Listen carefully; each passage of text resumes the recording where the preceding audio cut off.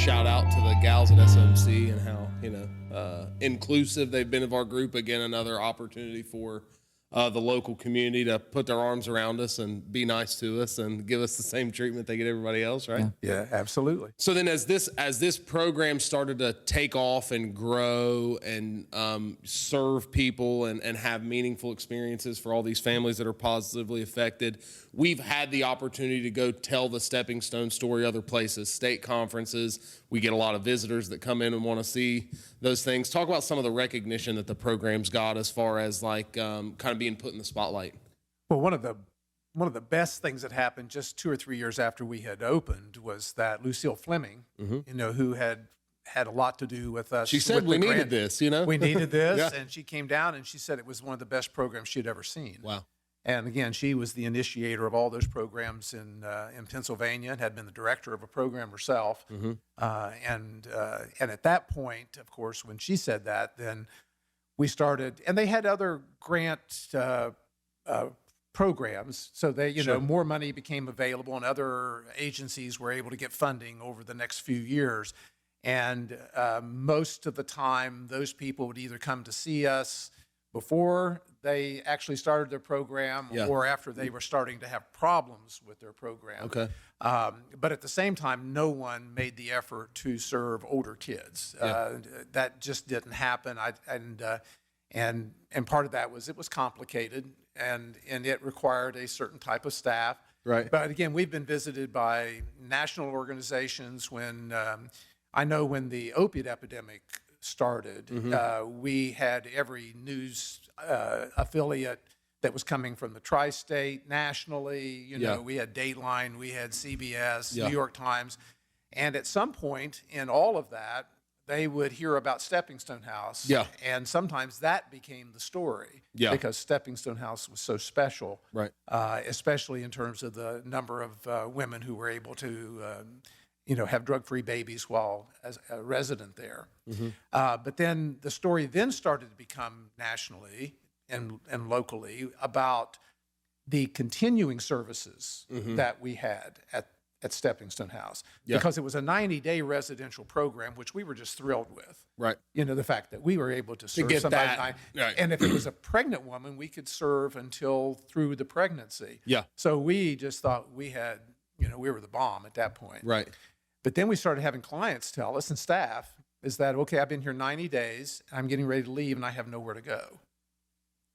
And it was like, well, what are we going to do about that? Yeah. And so that became our first transitional effort to create Was for Stepping Stones? Was for Stepping Stone House. We need some place for women to go after 90 days of treatment or after their baby's been born. And that was probably the most dynamic period in the history of Stepping Stone House, was when all of a sudden now we have to create programming that's different. Yeah. We have to be able to try to match the need. Yeah. We've got women who are coming out who have kids. We have women who are single. We have women who are going to need to go to work to support themselves because they don't have kids. Right. And that created a whole another level of programming. Yeah. A different type of staff person. Yep. That was not working in a residential setting, that was going to be working in an outpatient setting with these. And we needed to find housing, and yet we had limited transportation beyond the woman that was in. So now we have to provide additional transportation or find a house that's right next door, which is how we started. Sure. We just started accumulating houses right next door to Stepping Stone House. Yeah. Our first campus, sort of, if you will. It right? was. It was a Stepping Stones campus type setting, and that brought recognition to the program. Again, we had the state came down and said, we need to understand how these people are transitioning to some other level of care that we've not seen happen in other communities. Right. In other communities, we are really struggling, sometimes having to hook people up with other agencies. Even. Yeah. And it's like, well, that doesn't exist for us. We're doing this out of absolute necessity. Sure. We don't have anybody to refer this person to for outpatient or continued housing or whatever. So as much as Stepping Stone House, the residential program, was a game changer, what happened after that was probably even more significant. Icing on the cake, yeah. Well, it created a continuum of care Right. which then brought us into all these other needs. Yeah. It's like, okay, what about healthcare? Yeah. What about pediatric care? What about primary care? What about vocational services? What about housing? Because the next thing we heard was there has to be a limit to transitional housing. So where do they go from there? And it's like, okay, we're going to have to work on that. Right. And then that model became the model that we used for everything else. Right. So when we opened up a men's house eventually, then the idea of transitional was already in our mind. Right. It's like it can't just be a 90-day program. It's got to have something beyond that. Right. And so this whole continuum of care just started unfolding to the point to where we are into well-developed services for people after they've completed their primary level of services. Yeah. That is unique. You will not find that anywhere in the state of Ohio. And that's what, when the state legislature came down, they had a committee to study what do communities need to be successful in treating opiate addiction. Yeah. They called it the TCC model. Wow. And that's what's in law. That's what's in law at this point. And they went all around the state, but they came to us first. Sure. And so when they would go to Cleveland, they would say, what happens to a person once they complete this? Yeah. And they had no answer. We're not sure. We don't know what Sometimes happens. this happens and sometimes that happens. And then in other rural communities, there was just so many services that did not exist, period. At all. Yeah. Yes. And people were saying, well, that's not, it made sense to them. That's not fair. Sure. Just because I live in a different county, I can't access services, or my loved one is going to die of drug addiction because they can't. Just because of where we live. Just because of where we live. Two things that jump out to me. Number one, and this is the counseling center story, how it's grown out of necessity. Like we are only trying to address the needs of the client population. Yes. That's it. That's it. That's the only reason all these programs That's the only exist. motivation. That's the only reason we do what we do is because the client population needs what we do. Yes. Right? The other thing is, and talking about the uniqueness of Stepping Stones and the recognition that it gets and the people that come and visit, I've had this anomaly experience, whatever you want to call it. Where do you work? I work for the counseling center. Where's that at? It's in Portsmouth, Ohio. I don't know if I've ever heard of the counseling center. I'm familiar with the Stepping Stones program. Do you know anyone that works at Stepping Stones? It's like, well, the counseling center started Stepping Stones, but it's like Stepping Stones, the crown jewel, like the famous thing, right? Yeah. Statewide it is. Yeah. Because, again, if you have a pregnant woman, no matter where you live in the state of Ohio, the chances of you finding a place for that pregnant woman is going to be limited. Sure. And if you have a woman that's got a 5-year-old, it's even more limited. Even more limited, which is kind of crazy. And if you have a 10-year-old, it's good luck. Forget about it. Yeah, good luck. Yeah, you're coming to Portsmouth. So you had talked about the partnership with the SOMC maternity ward and maternity work group and some of those things. What are some of those other partnerships that you've got that like community partners and state level people recognize what we're doing? Like you just had one from the National Safe Babies Court stuff that came out, which was really cool. But what are some of those other partnership stuff? So I'm involved in the Safe Baby Court program with Honorable Judge Lemons and then his coordinator, Jordan Davis. Yeah. They're amazing. Sure.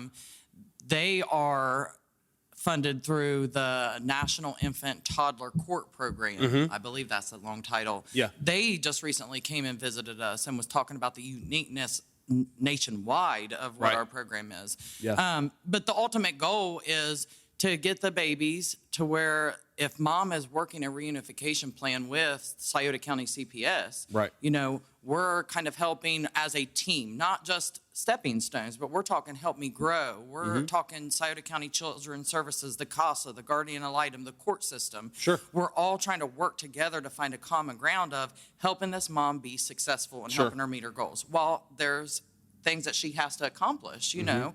So we're trying to collaborate to make sure that mom addresses her substance use disorder. There are certain criteria they have to meet in order to be involved with Safe Babies Court. And then, you know, hopefully we are going to be the privileged people that are going to be able to provide that because we can provide the safe living environment, the observation, the communication with the court and with CPS. So it's been an honor to work with them and kind of have a collaboration together.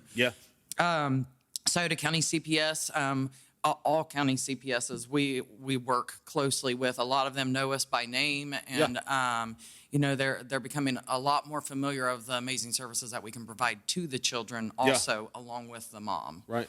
So, And then, of course, SMC, we spoke about that, Yep. the pediatricians. Yep. We utilize TCC Health for healthcare needs for mom. Yeah. WIC, Help Me Grow, occupational therapy through the pediatrician makes a referral. Our children sometimes have autism. They have behavioral issues, Sure. ODD. That's the other thing that's, I think, important too, is like the mom accessing services also then increases the child's access to services to address what they need. That whole storyline you've been talking about, child recovering alongside mom. Yes. It's like, that's not just like by osmosis. Like, it's because they get access to additional services that they might not have otherwise, right? Right. Yeah. And then talk about, I know Stepping Stones also has grant funding that comes down from OMOS, and our local Adams board helps us secure that and keep all that kind of stuff in line. I know they always come visit, and I feel like always have good things to say. You want to share about that a little bit? Yes. So we do the women's treatment grant, pregnant women, women with children. I do that every fiscal year, every mid-fiscal year. It's Your fun. your favorite thing, You right? know, and it's just, I watch those numbers since I've been the director grow of the infants that were born, recovery babies, and the diversity of clients that we've been able to serve. Age ranges from 18 years old up to 50s, you know, and then watching them reunify with their kids and putting that all in the data collection has been a real big eye-opener. We recently had a Zoom visit because of COVID with Stephanie Stark's Love Lady. She's our contact for that. Sure. We were so excited about the recent expansion of Transitional. We wanted to make sure that she was able to see that in person. So we developed a PowerPoint and kind of shared that via Zoom with her. Awesome, man. Yeah. All well received and all that. I know Stephanie's a visitor and a proponent of Stepping Stones. So, Yes. that's one of those, ran into someone at a conference. It was Stephanie. And, oh, you work at the counseling center. I love Stepping Stones. Everybody loves Stepping Stones, right? Yep. You know what I mean?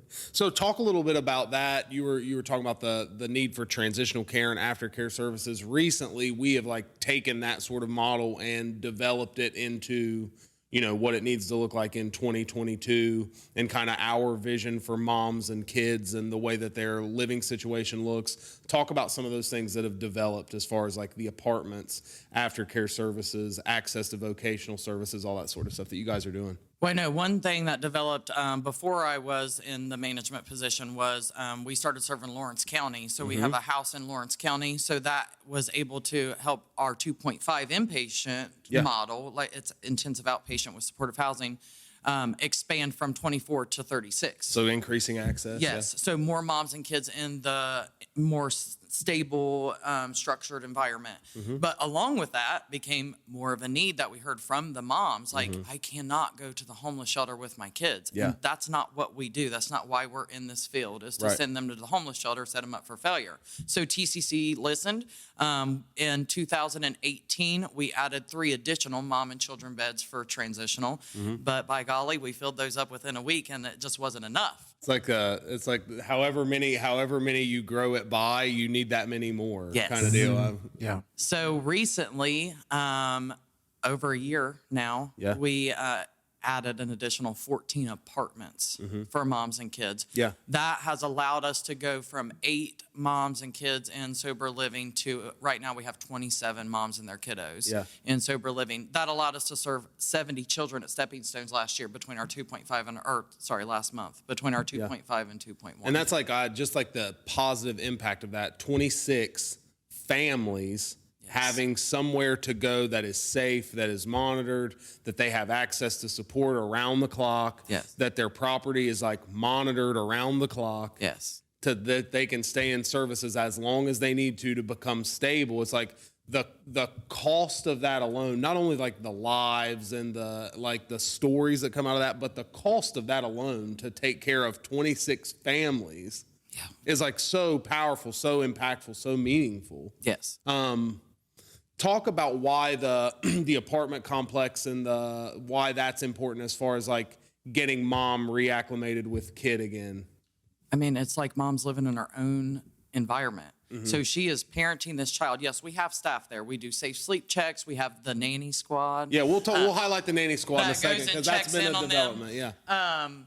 But they are taking care of a household with their child right beside them, learning how to be a mother, learning how to take care of their recovery and put recovery first, but also while becoming a productive member of society, gaining employment. Yeah. You know, we're assisting them with finding, you know, long-term housing while they're still in this housing, and they are not afraid of getting kicked out on the streets and having nowhere to go because they have to wait on a waiting list for metropolitan housing. Absolutely, because yeah. they can't work 40 hours a week like you and I can because they have to focus on their recovery right now. Right, That's the prime, most important piece. Well, that of was it was SOMC and PMHA that did the study, and one of the things, the housing availability study, and it was like one of the things is this area needs more low-income housing for people because there's Yes. families that need it and they're waiting on it. So super proud of what we've been able to do to like help our population with that. But it's the same thing. We have 16 apartment units and we need 60 apartment units. You know what I mean? Whatever that magic number is, I don't know, man, but.